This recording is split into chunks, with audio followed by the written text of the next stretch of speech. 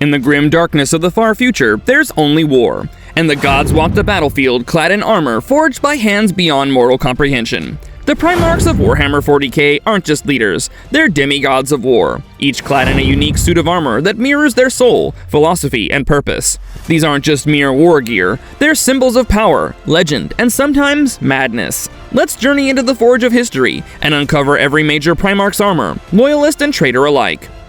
We begin with the first son, Lionel Johnson, Primarch of the Dark Angels. His armor, known as the Panoply of the Lion, is an ornate suit of artificer armor forged to withstand the horrors of the Great Crusade. Black, gold, and emerald, it's both knightly and practical. It features a unique blend of Terran design and Calibanite chivalric influence, including a winged helm and cloak made from the feathers of a Calibanite great beast.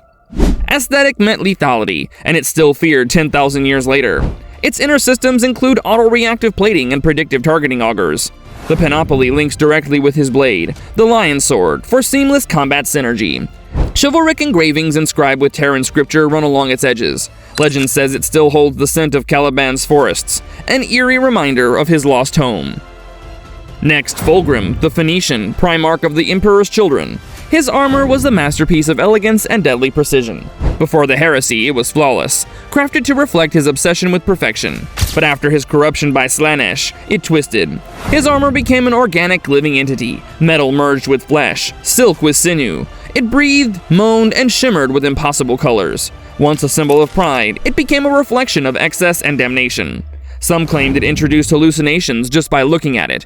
Its surface constantly shimmered with iridescent oils and illusionary glamours. It no longer obeyed mortal laws of shape or structure. It danced, writhed, and hungered. Then comes Pertarabo, the siege master of the Iron Warriors. His armor, the Logos, was built for war without glamour. Thick ceramite plates reinforced with layered adamantium, it was more fortress than armor. Covered in geomantic symbols, it featured built-in siege tools, scanners, and heavy weapon ports. Pertarabo didn't need flair, he needed efficiency, and the Logos gave him that, along with a thunderous presence on the battlefield like a walking bastion. Now enter Jaihatai Khan, the Primarch of the White Scars. The White Tiger Dao armor was sleek, mobile, and designed for speed. While its core was artificer grade, it prioritized agility. Its curved plating mimicked the Mongolic aesthetic, and it incorporated stormfield generators for hit-and-run engagements. Every piece spoke to the Khan's lightning-fast warfare, a blur of white and gold that rode with the wind and struck like thunder. Leman Russ, the Wolf King, had the armor of Elavagar, a suit named after a mythic ocean from Fenris. Forged in the lava pits of his icy homeworld, it was brutal and primal. Wolf pelts draped over gray ceramite, rune-inscribed gauntlets, and pauldrons forged to resemble lupine jaws. It was both armor and legacy, with frost field emitters and runic warding against sorcery. Russ's warplate was as ferocious as the Primarch who wore it. Then there's Rogel Dorne, the unbreakable wall of the Imperium. His Aegis Aeternum was the ultimate expression of defense. Thick, golden plate, layered over reinforced armor cores. It made Dorne nearly immovable.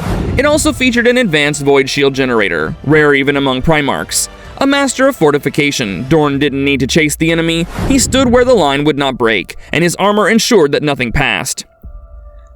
Conrad Kurz, the Night Haunter, wore a suit that was more shadow than steel. His armor, Knight's Mantle, was built for psychological warfare. Blacker than void, it included stealth generators, image distortion fields, and built-in vox screamers that mimicked the cries of the damned. He moved like a wraith, his armor exuding terror and insanity. Where others wore armor for glory, Kurz wore his to break morale, before he ever struck. Sanguinius, the Angel of Baal, bore one of the most beautiful suits of armor ever crafted. The armor of the Angel, forged by the finest artisans of Terra and gilded in crimson and gold. It had high-energy wing joints to support his flight and radiant fields to protect against ranged weapons. His armor was both divine and deadly, befitting a Primarch seen as a god of hope. But beneath the brilliance lay strength enough to kill greater daemons and rival gods. Now we shift to Ferris Manis, the Gorgon. His armor, iron skin, was purely functional, fused with his own cybernetic enhancements. Crafted with materials from Medusa and woven with dark iron, it looked crude, but could withstand blows that would annihilate tanks. It interfaced directly with Ferris Augmetics, allowing him to channel force beyond any mortal limit. Where others prized appearance, Ferris prized power, and his armor reflected that uncompromising logic. Angron, the Eater of Worlds, had armor that was more cage than suit. Before the heresy, his armor was known as the Red Butcher's Plate, a reinforced artificer armor modified to restrain his rage. After his fall to Khorne, his warplate transformed into the brass collar of Enron, a daemon engine-infused monstrosity.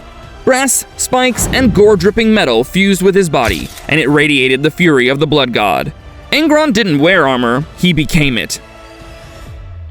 Rubok Guilliman, the Avenging Sun, wore the Aramite panoply of Macragge. Regal, noble, and perfectly balanced between defense and mobility, it represented ultramarine ideals, honor, order, and precision.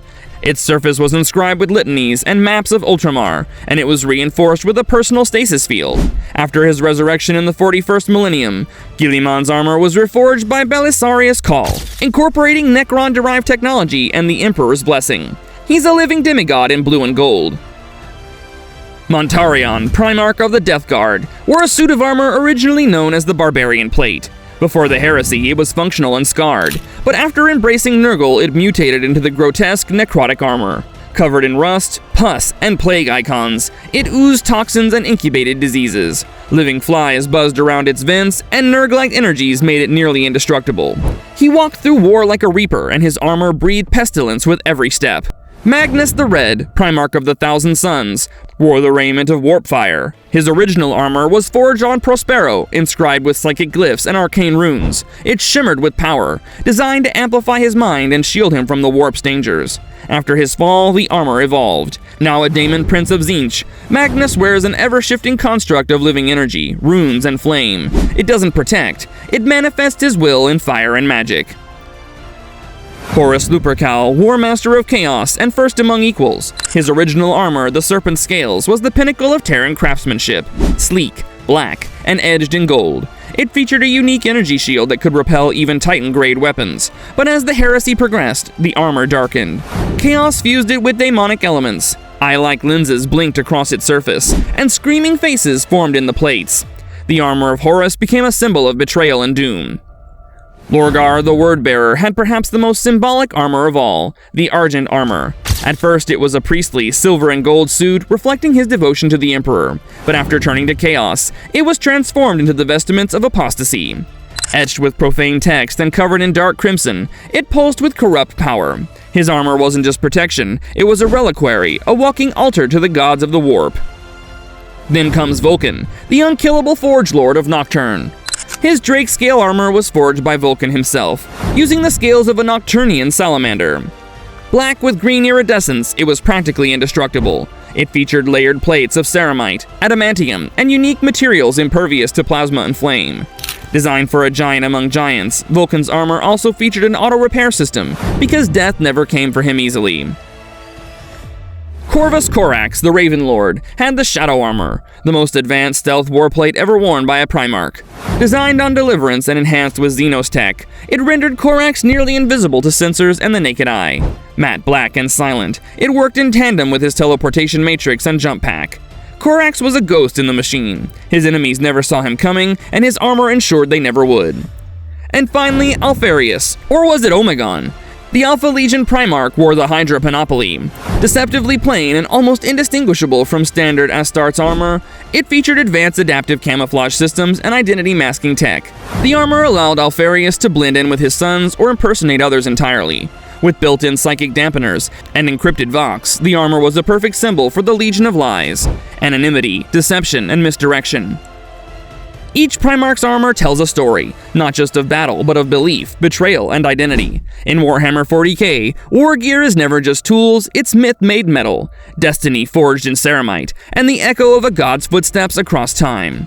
In the end, the Primarchs may rise or fall, be revered or reviled, but their armors remain eternal testaments to who they were and what they became.